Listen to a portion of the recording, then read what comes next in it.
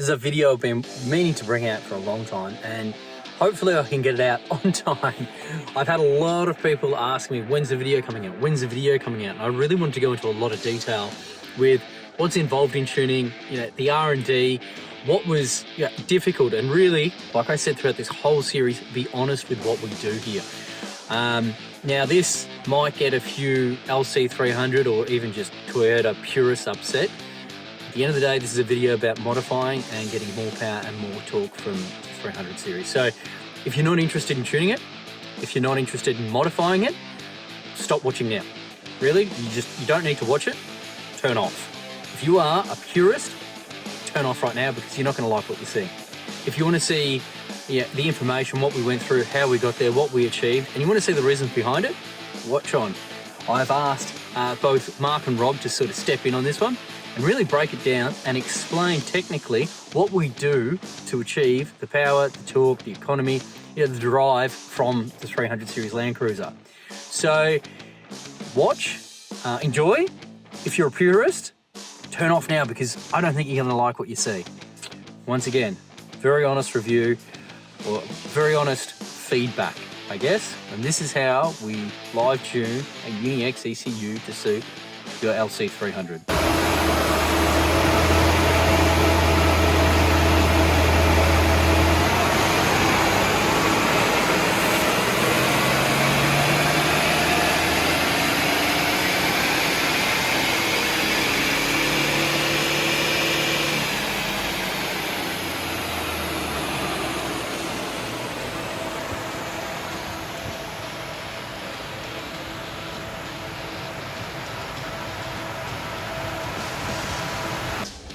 Okay, so Unichip is an additional supplementary computer. Allows us to tune any fuel injected vehicle, whether it be petrol, diesel, LPG, whatever.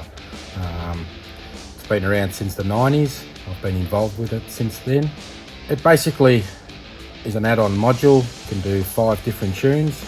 So you're not locked into, like a tow tune or a safe tune or a power tune. Where at the flick of a switch while you're driving, you can switch between 5 different tunes, whether it be power, towing, economy, a bit of 4x4, which have all got different strategies built in, and you can change that on the fly. So that makes it really universal. You can't achieve that many other ways.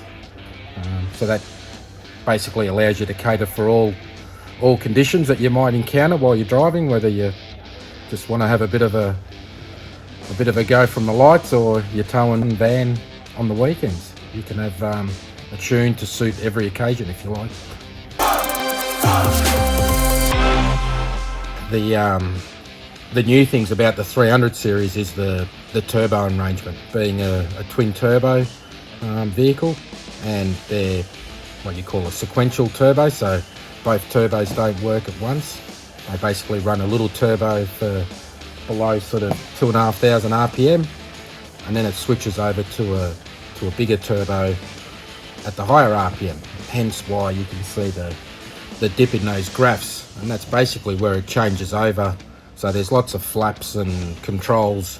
So basically there's a flap closing off the exhaust gas, if you like, to the bigger turbo, and everything takes time for it to open and for that second turbo to start spinning and build some boost up, and that's why you see that dip in the graph. It did offer a bit of a challenge as far as tuning wise, just getting our head around it, what it liked, what it didn't like, how we can affect that dip in the graph between the changeover between the smaller and larger turbo. So that's been quite challenging, getting a good idea on how Toyota make these things work, if you like. I just wanted to say thanks for giving me 5 minutes of your time so we can go on this drive. Well, I get out of it in 5 minutes, do I? Well, what I'm trying to do here is not point out an obvious flaw with the car, just pointing out a way of detecting it so people can understand what we're talking about when we say the crossover point between the primary and the secondary turbo. There's been a few manufacturers have a go at the sequential turbos in the year,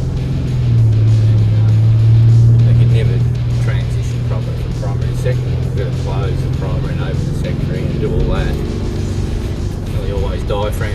So there's this massive void from one bleeding off to the next one coming on. And in drive, you probably won't feel it that much. I can feel it, only because I'm a bit, gee, it's less than ideal. If I had that car, I wouldn't be that happy with it, but there's going to be 300 series owners go, he doesn't know what he's talking about in the smoother silk. So I'm not here to produce an argument. I'm here to point out that, things less than ideal. The best way to feel a dip, driving manual, part throttle, bring it up just over 2,000 RPM, and oh, there we go. And all that is I brought it up.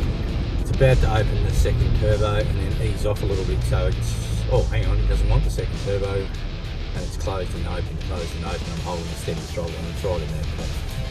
The way these cars accelerate, they've got 10 gears to play with. They just rip through the gears.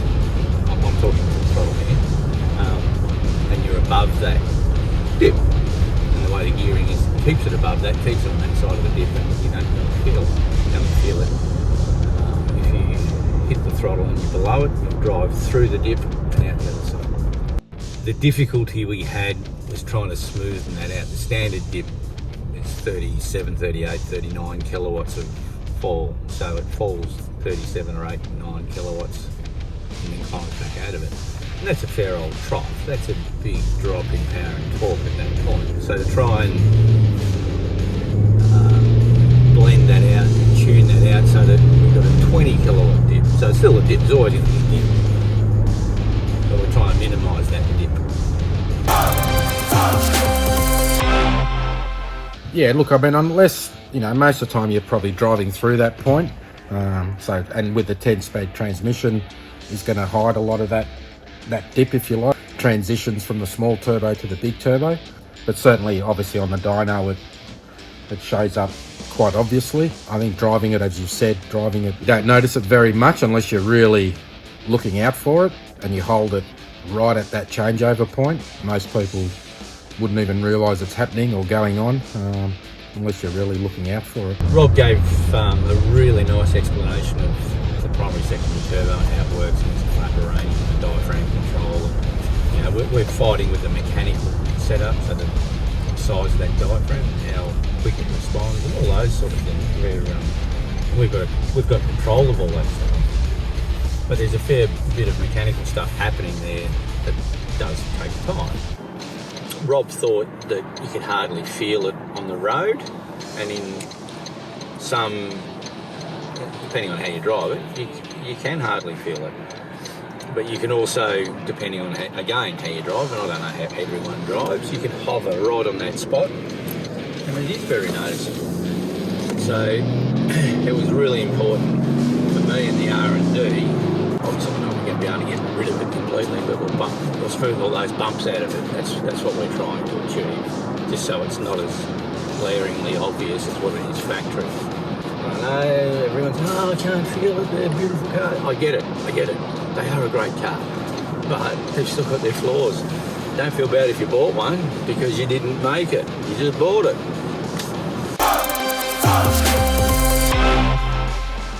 So we're halfway through tuning, so I've kind of tried to condense it so you get a bit of an idea. A lot of information into a very short video. So this is Rob really sinking his teeth into it. He's actually making sense of it and really trying to close that dip up and make it not as apparent. So we can see that in the dyno graph. So I'll throw some videos up of him on the dyno. This is sort of midway through. So have a look and we'll get stuck into it and follow the boys. Trying to get rid of the dips. Sorry? Trying to play around with the dips in it. Is it working? Yeah. It looks better. Yeah, better than the first one.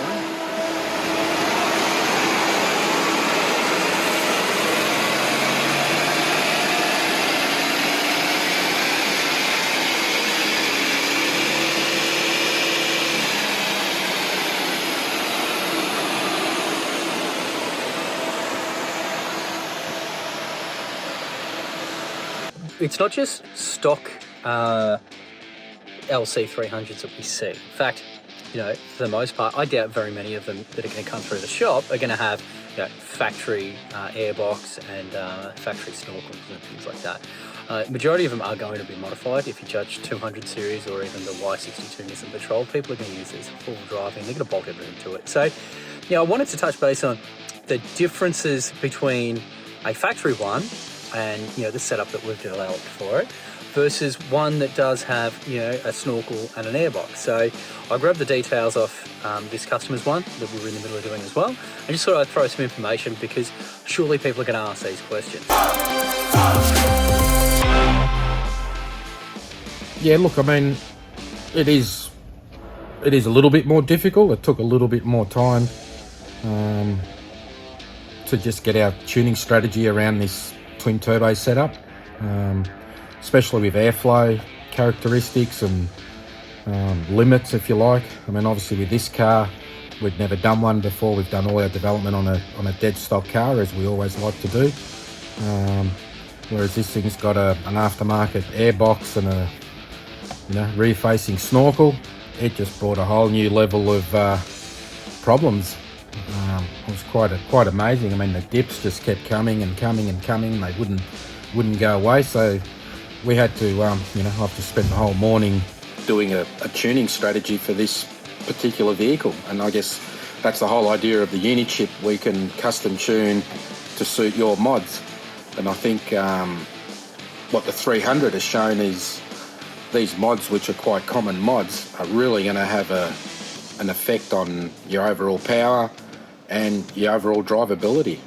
Like I said, it's required a totally different tuning strategy than it did with the standard airbox. See here, this is just a graph of what I was explaining earlier about the airflow through the airflow meter not being happy. This is what happened when we just fitted the tune basically out of our own vehicle into this one, which has a modified airbox and snorkel.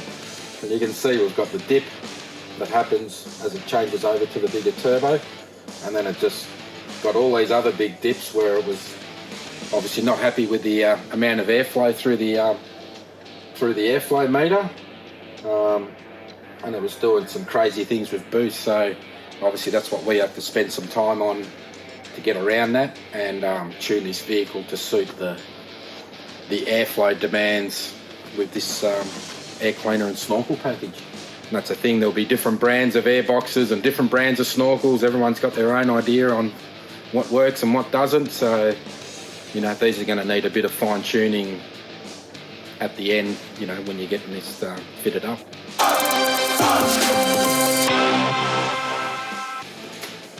Okay, so as we can see here, our red line is our standard power, or our before power, which on this vehicle was, just below 150 kilowatts. That's ours made 165, so it is a little bit lower, isn't it? Yeah, that's why we tune every vehicle live on the dyno, and it's just not one size fits all. That's why we custom tune to suit every vehicle. So you can see the 150. You can see there's that dip in the power, and that's basically where it transitions from the small turbo to the big turbo. Got our torque along this side, so you can see it made around 450 newton meters of torque. And here we have our different tunes. So blue is our power tune. You can see it made 198.4, call it 200 kilowatts, and 590 newton meters. Obviously down low we've picked up a good 50-60 newton meters as well. The dip in the changeover points considerably less. You can see how long it took in the standard power. We've managed to reduce it. We'll never be able to get rid of it completely because it is just a mechanical thing. It's not a tuning element. Obviously there's mechanical properties going on. And then you can see then we have our tow tune, an eco tune, all just make a bit less power, a bit less torque. Obviously safer AFRs for towing and economy, and obviously different throttle strategies. And all that with the safety of water temperature and protection in the background. So I think it's come up quite well. All right, so final takeaway from this video. I guess it goes to show, do you need a snorkel and an airbox? The answer is no. It produces more power with a factory airbox. Having said that, if you are going to go four-wheel driving and you're going to go through river crossings and you plan on sinking your car, absolutely buy a snorkel, buy an airbox and get it tuned to suit. Thanks for watching the video. If you've got any more questions, please inbox me, look me up at LC300_Aussie. That's the Instagram page. Comment here, find me at work, do whatever you need to do. I want to answer your questions. If you've got little tips or tricks or anything like that, if you need to see anything with the interior at all, ask me, I'll film it and I'll put it up, because I know a lot of people are waiting on these LC300s and they're just watching everything that, you know, comes out on YouTube. I want to help. So if you've got any questions at all, please hit me up. And if I can, I'll film it and I'll let you know. All right, thanks for watching. Remember, like, subscribe, share. It does me a huge favor and it keeps on pushing me to make more content like this for you guys. Appreciate it. Cheers.